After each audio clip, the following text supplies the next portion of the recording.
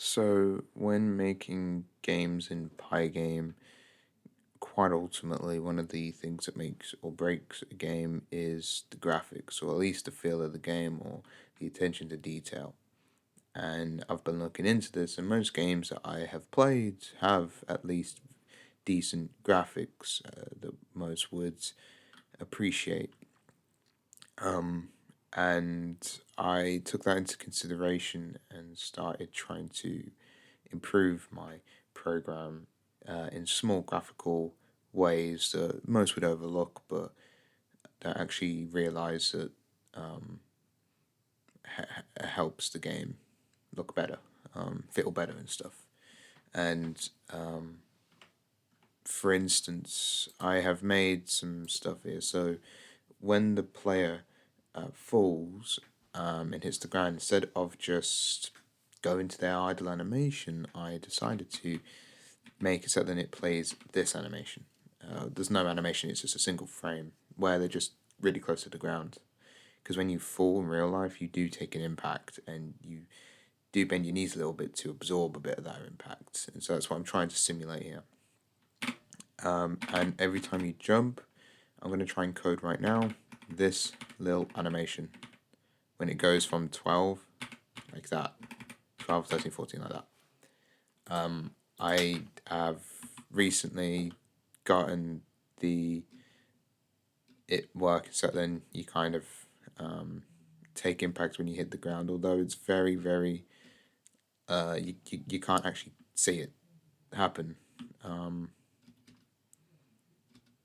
very quickly, although it does happen and you can see it if you look a little bit closely. I'm trying to get it to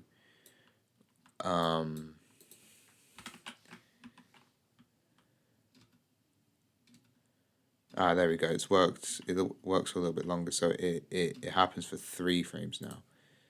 Let's say I turn this up to something like 6. So for 6 frames, so as you can see, there's a little. So when I jump, there is a little like. Yeah, that's quite cool. Although I feel like 4 would probably be a little bit better. 6 is a bit long. Yeah. So now when you hit something, you get that little animation. It does like adds quite a nice feeling to the game that I never really thought that I needed. It's quite good. But now I'm gonna try and load in that animation so then every time I jump, you get those little white like dots come up. I could load in randomly generated pixels which just bop around and then they disappear, although that eats up much more performance, and I don't want to lose more performance. I'm trying to make this game as optimized as possible while keeping it as nice as possible. And so yeah. So we'll just call this jump sparks, and we're just going to manually load in each image. So we'll use the image directory, and I name them. So 12, so that's 42, 43, 44. So there'd be player 42 dot png. We'll just copy and paste this again to save time. 3 4. So when you go into the player images, I have different ones. Oh no, there'd be 30. Okay, they're in the 30s, right? I have 2 different type of players. I have right. Oh wait, yeah, no, here. This is one player, and another player is just this guy, heavily inspired by Boba Fett, but in a tin can. He's pretty cool, but he didn't match the theme of the game that I was going for. Whereas the other dude does. Now we've got to basically render this every time that the player jumps. So to do that, we just make another function. We'll just call it that. Need dt surf and the player movement. Although we want it to probably stick with the player, but we'll see. That's more of a preference thing than anything. Then all we do is what we'd probably need a separate. I have an image ID thing which cycles through the frames to animate something, but the player is still going to be animating even when the jump sparks animate as well. So I'll put this as like sparks ID, which by default is obviously just going to be 0. So we're just going to say if becomes greater than or equal to it's the length of that could change, to be fair. So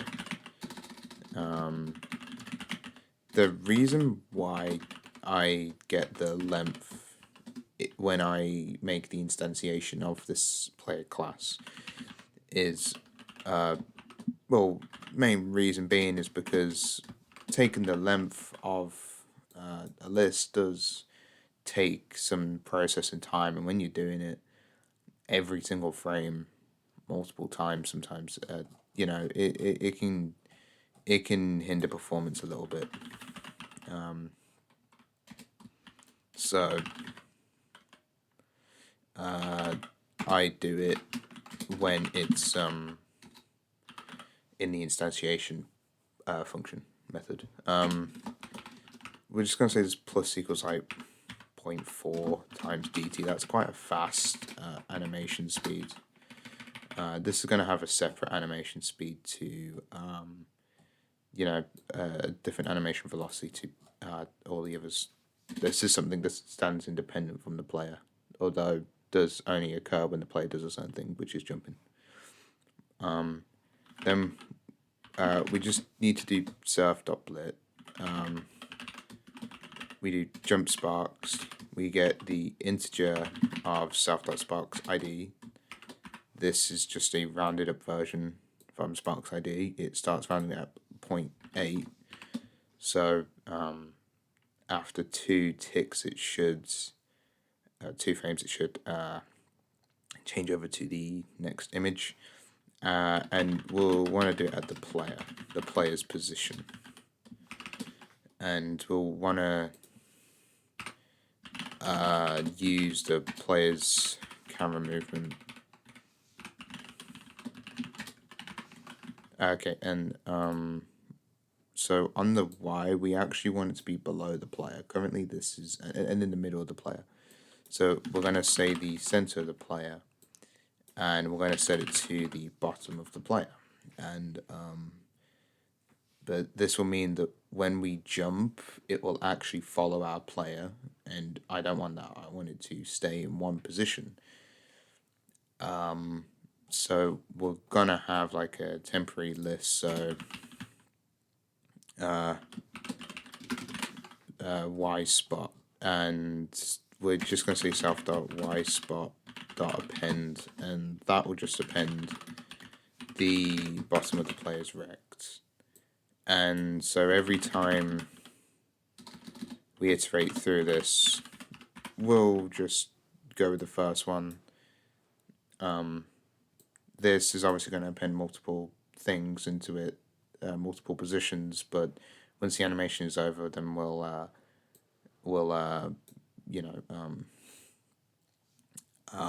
reset that. So we'll actually say self dot, we'll reset that, and we'll say self dot y spot is now equal to an empty list. So that should work theoretically. Now, so when the player jumps, we'll just animate that. So it might not be big enough, and probably going to, it's probably going to come up with an error. Nothing works first time. And I might have to adjust the length of the animation. Sometimes only having 2 or 3 frames to go by is not enough. 4 tends to be better, as a minimum. So I suppose let's try this out. Yeah, so self is not defined. Yeah.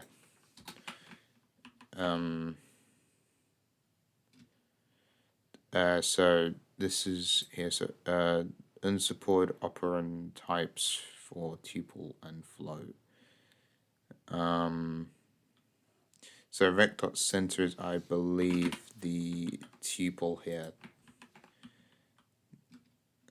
Okay, so we jump up, but one possibility is it's actually...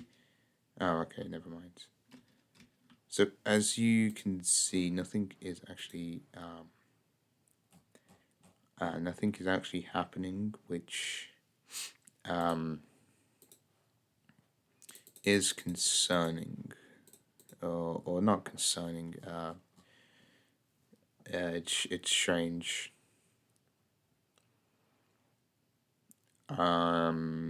We get the bomb of the wreck, maybe minus that from like half the player's height, because by the time they've jumped up, they're,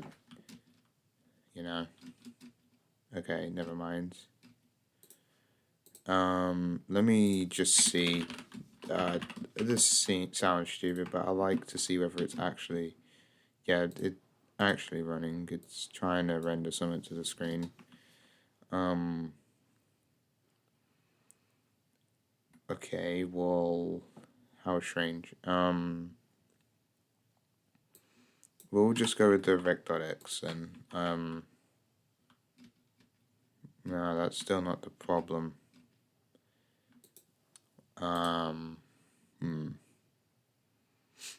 That's kind of strange. So maybe it's happening too fast. Once again, this might not be a product of my code, but rather a product of the animation not being long enough. Maybe we'll add another frame to it, something like that, and we'll just render in the other one. 4 usually works. If an animation isn't working and you have 4 frames that you're cycling through, the problems in the code, not the images, I usually find. But once again, that can vary. This should be a very... Oh, I know the reason. It's because I'm only saying do it while I'm pressing down. I actually want to do it when I'm not. So I actually want to say if the jump count is greater than 0, then I suppose let's say that. So as you can see,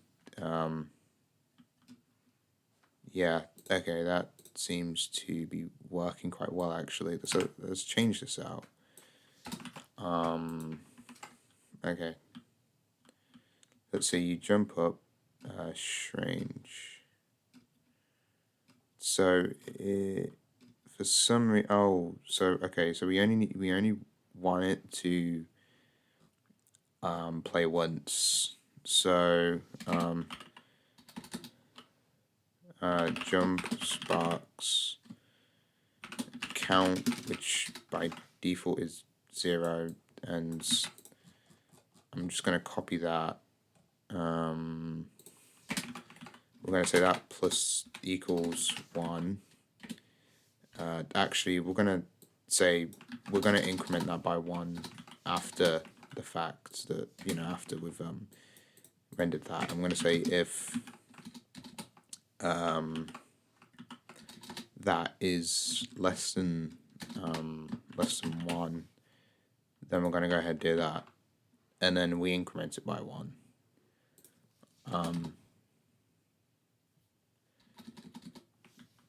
Then we're going to have another thing by saying if jump sparks is greater than or equal to 2, then we just reset jump sparks count.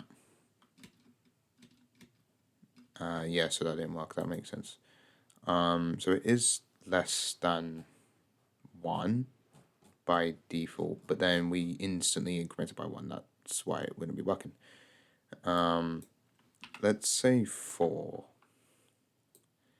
Then if this becomes greater than or equal to 8, then we reset to 0.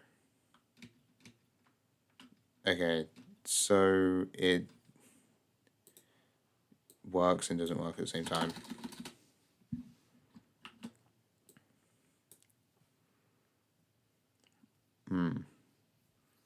We only want the animation to play through once. And so in order to do that, there's a lot of ways you can do that. Or actually, we'll say while that is less than 4,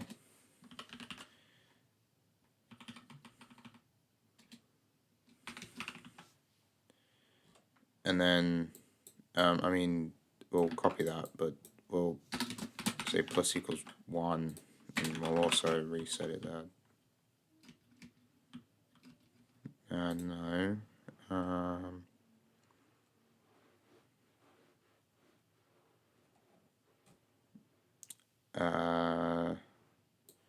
Okay. I don't want to be, sitting here coding for too long. This video, it's already 16 minutes. Well, I suppose you could say this is a dev vlog, as some people say. Well, if it's greater than 0, let's just see this. Okay. So we actually might want we have a jump count, but I want like a space key count, and I'm just gonna say, that's kind of the point of jump count, but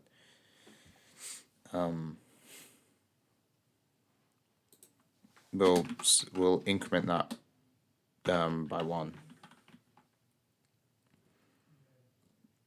and then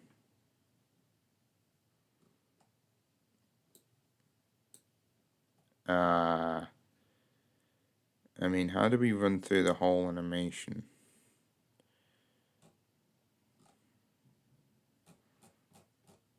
Oh god damn it, I already had a saved tick thing.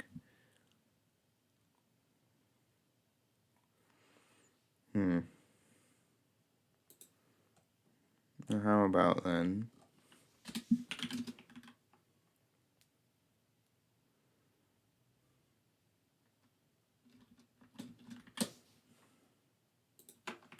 So it's less than 2, so that should mean I can just jump once and... Okay, no. So I think the problem here is that it loops through, but before I've hit the ground, it's looped through again. So I need to make this run all the time through... Let me do the maths. Where is it? Yeah, right. So 0.2. Oh wait, it's time by dt, and I don't know what that could be. But okay, right. I can't do it then because I'm not a computer, and I can't predict what dt is gonna always be. It's a very long decimal.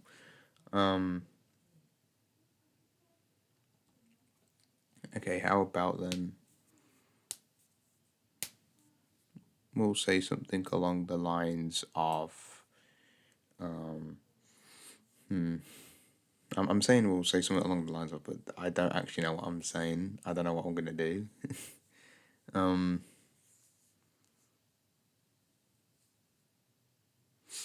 I suppose break the silence. Well.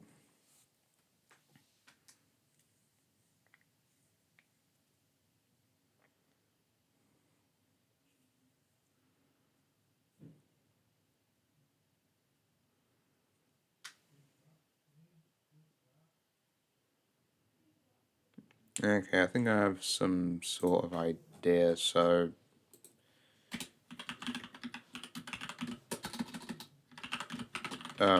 we'll have cycle render, which by default is false. And if we've hit that, then that gets set to true. And then we can just say like if not player dot cycled render.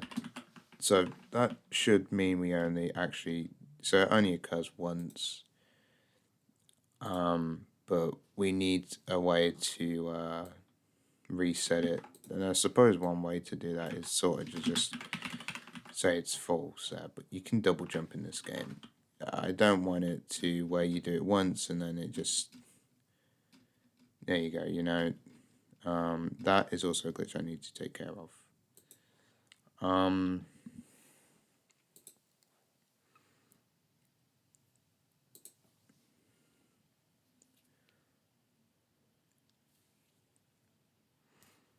That's probably because of that being there like that, I reckon.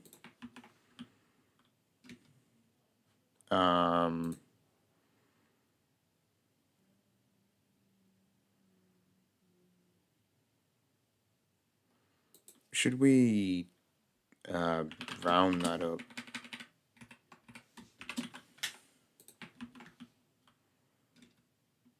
Right, okay, we'll just leave it for now. That's a different problem. We'll set cycled render to true. So it's cycled through the render.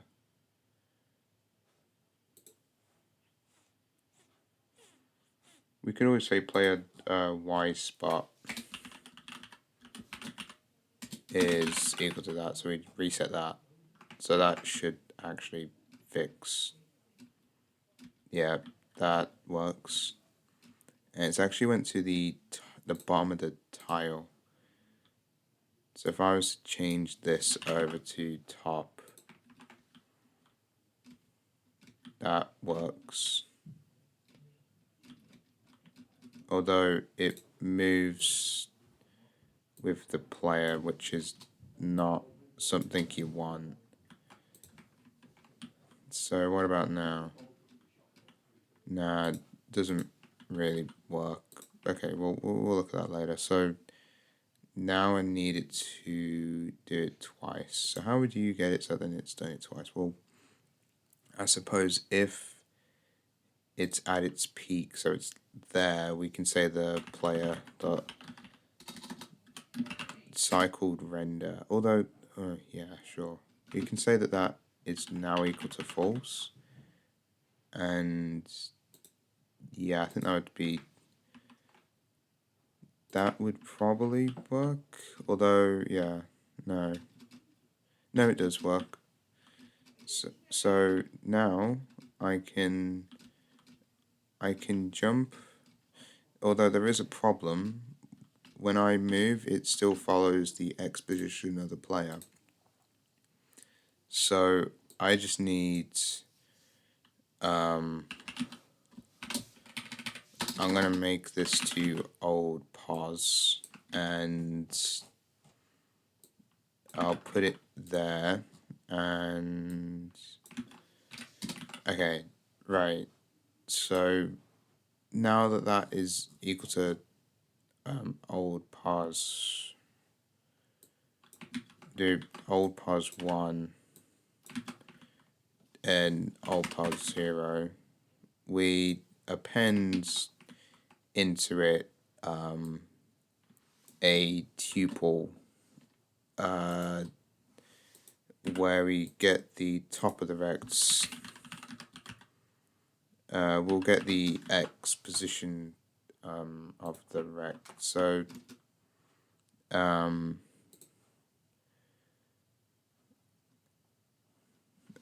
fine, we'll make it a list. If that makes any difference. I don't believe it will. No, it won't. So what's upon unsupported operand types for list and float? Old pause. Yeah, no, I need to go 0, 0, and then I need to go here 0, 1. So as you can see now, I can jump twice, and I get that little like animation thing happen every time I jump.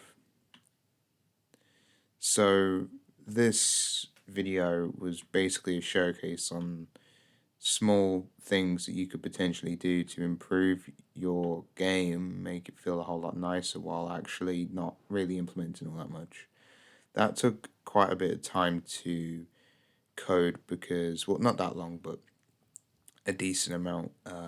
Because I'm not used to coding while recording.